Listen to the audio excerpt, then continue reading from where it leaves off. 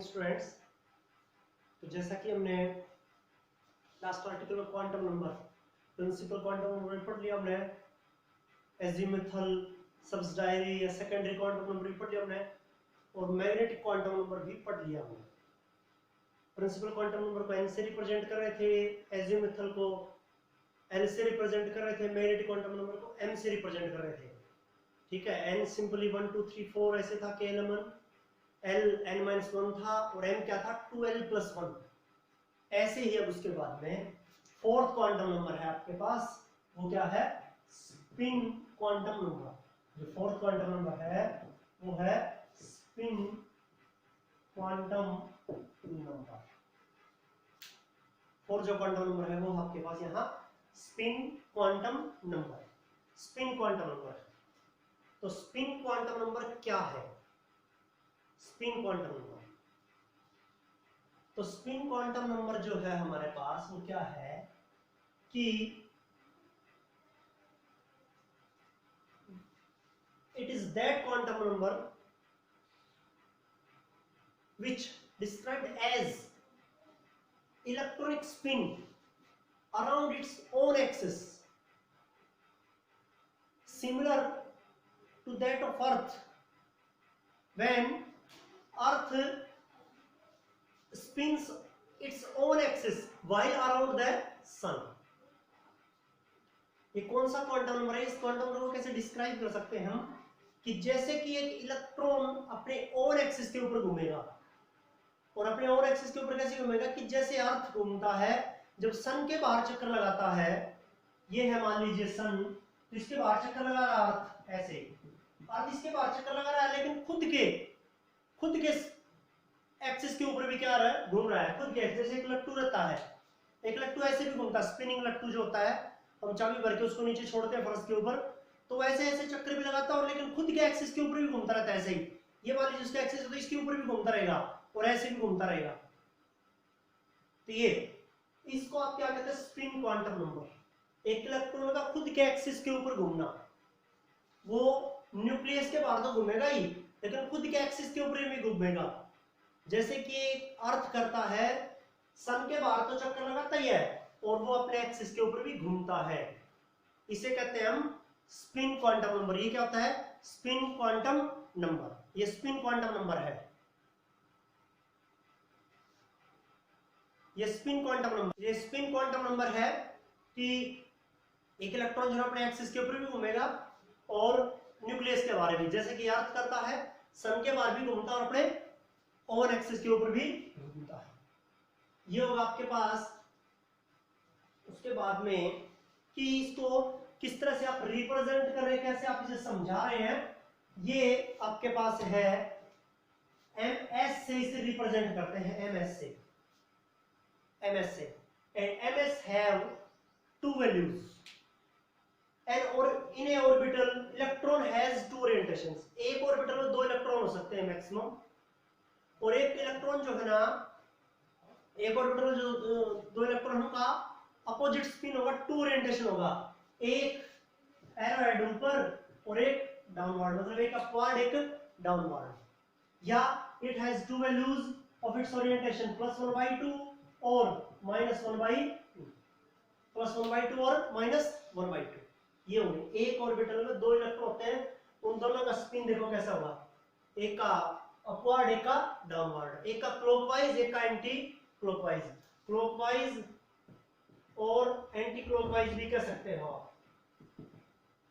Anti clockwise. जैसे एक का घड़ी की सुई की तरह और एक घड़ी की विपरीत सुई की तरह उल्टा। घड़ी कैसे चल रही है, घड़ी की सुई ऐसे चल रही है, तो एक का ओरिएंटेशन ऐसे है, दूसरे का ओरिएंटेशन ऐसे है। ये एक का क्लॉकवाइज दूसरे का एंटी क्लॉकवाइज। या आप रिप्रेजेंट कैसे करते हैं, एक ऑर्बिटल में दो इलेक्ट्रॉन है, जैसे ये ऑर्बिटल है, इसमें दो इलेक्ट्रॉन है, तो एक का ओरिएंटेशन ऊपर अपवर्ड की तरफ, दूसरे का डाउनवर्ड नीचे की तरफ, मतलब एरोहेड एक का ऊपर एक का नीचे। और ये वैल्यू होंगी +1/2 और -1/2। एक ऑर्बिटल दो इलेक्ट्रॉन, उसकी वैल्यू ये है +1/2 एक का -1/2। ये होगा स्पिन क्वांटम नंबर, इन्हें हम कहते हैं स्पिन क्वांटम नंबर। ये था आपके पास, ये था स्पिन क्वांटम नंबर से रिलेटेड। तो चारों क्वांटम नंबर ये थे कि क्या क्या थे वो चार क्वांटम नंबर की प्रिंसिपल क्वांटम नंबर था उसे हम n से रिप्रेजेंट करें, था n क्या था 1 2 3 4, मतलब प्रिंसिपल सेल, प्रिंसिपल शेल, पहला प्रिंसिपल सेल, दूसरा, तीसरा, चौथा, या फिर k l m n, ये क्या है आपके पास, ये प्रिंसिपल सेल है 1 2 3 4 या k l m n, ये है आपके पास। दूसरा था, ये प्रिंसिपल क्वांटम नंबर था। दूसरा था आपके पास azimuthal subsidiary secondary quantum number, जिसे हम किससे रिप्रेजेंट करते थे, l से, जिसका वैल्यू था n-1, जिसके वैल्यू 0 से लेकर आगे 1 2 3 ऐसे बढ़ते रहेंगे। मतलब जितना प्रिंसिपल सेल, पहला प्रिंसिपल सेल तो उसमें एक सब सेल 1s, दूसरा प्रिंसिपल सेल उसमें तो दो सब शेल 0 और 1, दो वैल्यू हो जाएंगे 2 के लिए, दो सब शेल, कौन सा 2s और 2p। तीसरा प्रिंसिपल सेल उसमें तीन सब शेल 3s 3p 3d ऐसे। और फिर था सब शेल में कितने orbital, magnetic quantum number m से प्रेजेंट करते हैं, उसका वैल्यू होता है 2l+1, 2l+1। पहली प्रिंसिपल सेल में एक सब सेल 1s, l की वैल्यू 0 होगी तो यहाँ m की वैल्यू कितना जाएगी 1, तो इसका मतलब s सब शेल में एक ही ऑर्बिटल होता है। ऐसे ही जब आप 1 वैल्यू रख देंगे 2 × 1 + 1 3 आ जाएगा m का, इसका मतलब p सब शेल, और p सब शेल में कितने ऑर्बिटल, 3 ऑर्बिटल। ऐसे दो रखोगे तो d सब शेल में 5 ऑर्बिटल ऐसे था आपके पास। ये थे quantum number. Spin quantum number इनसे थोड़ा सा डिफरेंट है कि वो ये बता रहा है कि एक ऑर्बिटल 2 इलेक्ट्रॉन, दोनों का अपोजिट स्पिन है, ठीक है। स्पिन तो वैसे बता रहा है कि ना उसका स्पिन कैसे इलेक्ट्रॉन का खुद के एक्सिस के ऊपर भी और ऑर्बिटल के बाहर भी घूम रहा है, सॉरी न्यूक्लियस के बाहर भी घूम रहा है। ये है आपके पास, ये था। इसके बाद में इससे आगे आपके पास क्वेश्चंस होंगे कुछ, ठीक है, इससे रिलेटेड किसके हैं वो भी एनसीईआरटी के ही है, और वो दोनों क्वेश्चंस जो है मैं आपको बता रहा हूं अच्छे से समझ रहे हैं आपको। और वो क्वेश्चंस क्या है वो बता रहे हैं आपको, देखिए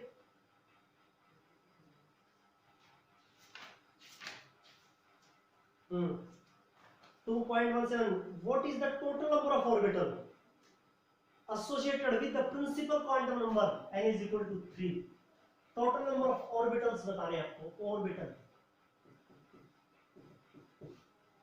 क्या बताना आपको, ऑर्बिटल बताना है।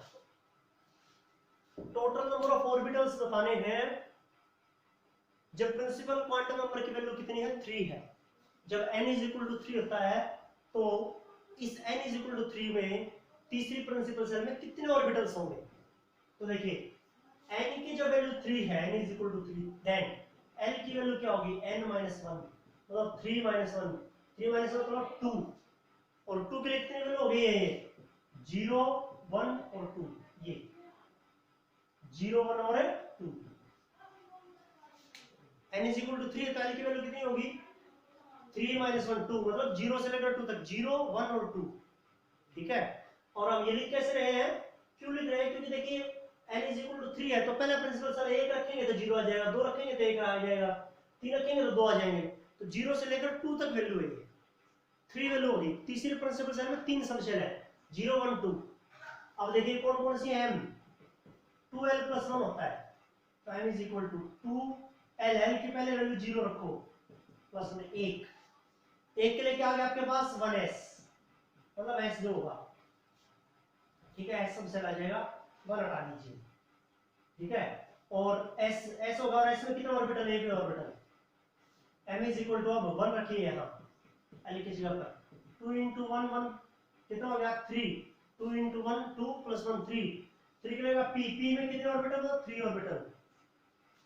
फिर m इज इक्वल टू 2 × 2 + 1 कितना हो गया 5, तो इसको मतलब d, और d सब सेल में कितने ऑर्बिटल, 5 ऑर्बिटल।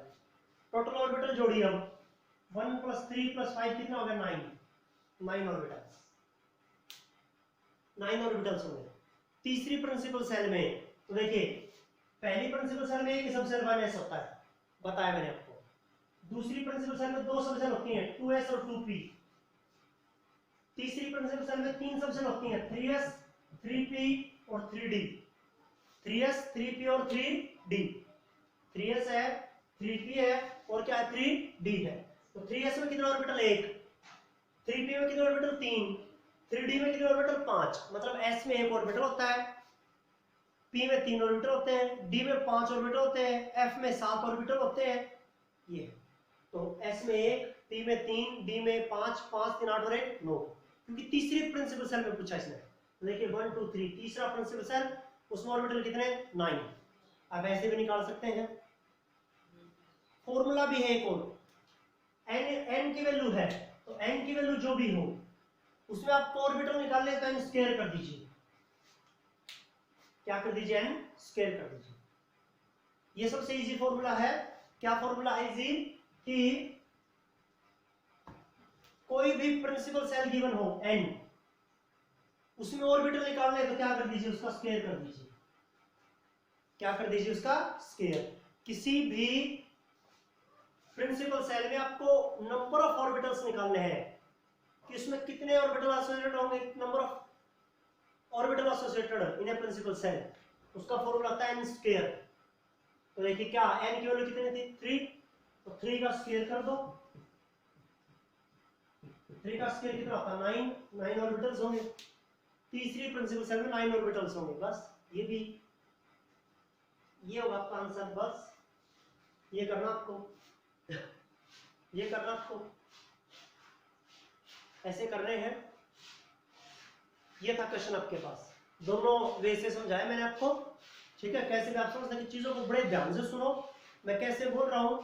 पिछले क्वांटम नंबर में मैंने कैसे करवाया था, जो पिछला वीडियो था मैग्नेटिक क्वांटम नंबर को, ठीक है, एजीमुथल क्वांटम नंबर को, चीजों को समझो, फिर एक चीजों को जोड़ो साथ में कि क्या क्या पीछे समझाया है, क्या क्या चीजें चल रही है। एक तो ये क्वेश्चन था। नेक्स्ट क्वेश्चन है, नेक्स्ट क्वेश्चन है, नेक्स्ट क्वेश्चन, इसको साफ कर लेता हूं मैं।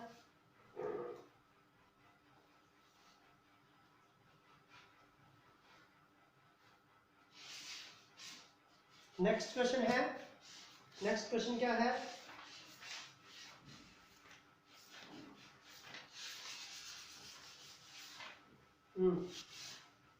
using SPDF notations describe the orbital with the following quantum number। क्या बताना है, डिस्क्राइब द ऑर्बिटल। ऑर्बिटल बताना, कौन सा ऑर्बिटल होगा, ए। क्वेश्चन में ए है, n is equal to 2, l is equal to 1, b n is equal to 4, l is equal to 0, c n is equal to 5, l is equal to 3, d n is equal to 3, l is equal to 2। ये आपके पास, आपको क्या बताना, orbital बताना, कौन सा orbital होगा, कौन सा ऑर्बिटल होगा। n is equal to 2 है, n is equal to 2 और l is equal to 1 है, तो m की वैल्यू देखो क्या होगी, 2l plus 1, 2 into l कितना है 1 plus 1, 2 into 1 2 plus 1 3 आ गया। m की वैल्यू 3 किसके लिए होती है, m की वैल्यू 1 आ जाएगी तो समझिए वो है इसके लिए, 3 आ जाएगी तो p के लिए, 5 आ जाएगी तो d के लिए, 7 आ जाएगा तो f के लिए। ये चीज तो क्या आ गया, m इज इक्वल टू किसका वैल्यू आ गया 3 किसके लिए था, p के लिए, और n इज इक्वल टू 2 है, मतलब दूसरा प्रिंसिपल सेल। पहला प्रिंसिपल सेल होता है 1s, दूसरा प्रिंसिपल सेल होता है 2s और 2p। दूसरे प्रिंसिपल सेल में दो सबसेल 2s और 2p, तो 2s के लिए m की वैल्यू कितनी होगी 1 होगी, और 2p के लिए वैल्यू कितनी होगी m की 3 होगी, तो इसका मतलब क्या हुआ, 2p हुआ 2p। एक आंसर क्या हुआ आपके पास 2p। याद रखिए m की वैल्यू 1 आ जाएगी ना तो वो होगा s ऑर्बिटल, m की वैल्यू 3 आ जाएगी तो p ऑर्बिटल, m की वैल्यू 5 आ जाएगी तो d ऑर्बिटल, m के साथ वैल्यू हो जाएगी तो f ऑर्बिटल। ठीक है, f सब सेल में जो भी ऑर्बिटल्स होंगे जितने, वो चीज। अब आपको ये टाइम की वैल्यू 3 आ रही है तो p समझ में आ गया। अब आप p को, वो तो 2p भी हो सकता है, 3p भी हो सकता है, 4p भी हो सकता है, 5p भी हो सकता है, 2p ही क्यों लिखा आंसर में, क्योंकि n इज इक्वल टू 2 देख लीजिए, प्रिंसिपल सेल कौन सा है 2 है, दूसरा प्रिंसिपल सेल है तो 2s और 2p होते हैं, दूसरे प्रिंसिपल सेल में सब सेल 2s और 2p सब सेल होते हैं दूसरी प्रिंसिपल सेल में। और n की वैल्यू 1 आ रही है तो 2s हो जाता, 3 आ रही है तो 2p हो गया। क्योंकि आपको 2 यहां से पता लगा n इज इक्वल टू 2 है, तो मतलब दूसरा प्रिंसिपल है, उसमें सबसे होता है 2s और 2p, ये चीज। नेक्स्ट देखिए, n is equal to 4 and n is equal to 0, तो m की वैल्यू क्या होगा, 2 इंटू 0 प्लस 1, l की जगह पर 0 रख दिया, ये देखो 0, 2 इंटू 0 प्लस 1 कितना आ गया, 1 आ गया। 1 वैल्यू m की किसके लिए होती है, s सब सेल के लिए होती है, ठीक है। कौन सा प्रिंसिपल सेल, अब देखो फोर्थ है तो 4s, 4s, आंसर क्या होगा आपका, 4s हो गया, 4s हो गया, सिंपल। ये इजी क्वेश्चंस है, ऐसे क्वेश्चंस है, ठीक है। देखिए अब नेक्स्ट देखिए, एक एक को साफ करता रहूंगा और लिखता रहूंगा। n is equal to 5, l is equal to 3, तो l की वैल्यू 3 है, तो m 2 इंटू 3 प्लस 1, 2 3 6 और 1 7, 7 किसके लिए होता है, f के लिए होता है, f के लिए।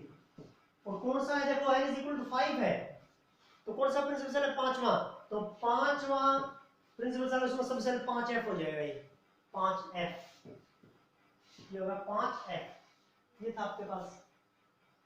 नेक्स्ट है n is equal to 3, l is equal to 2, तो n की वैल्यू क्या होगा, l की जगह पर 2 जो है वो रखो, 2 इंटू 2 प्लस 1, 2 2 4 और 1 5, प्रिंसिपल सेल कौन सा है, तीसरा है, 5 के लिए क्या आ गया, d आ गया, और प्रिंसिपल सेल कौन सा, तीसरा, तो 3d, ये आंसर आ जाएगा, यहां लास्ट में आएगा 3d।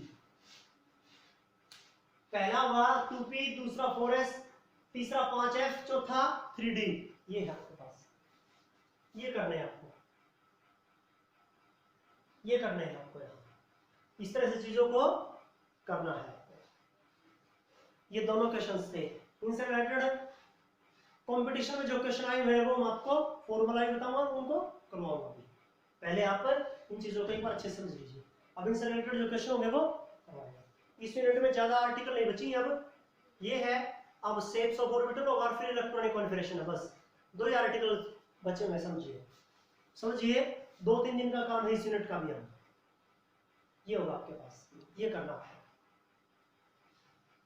ये काम आपको करना है।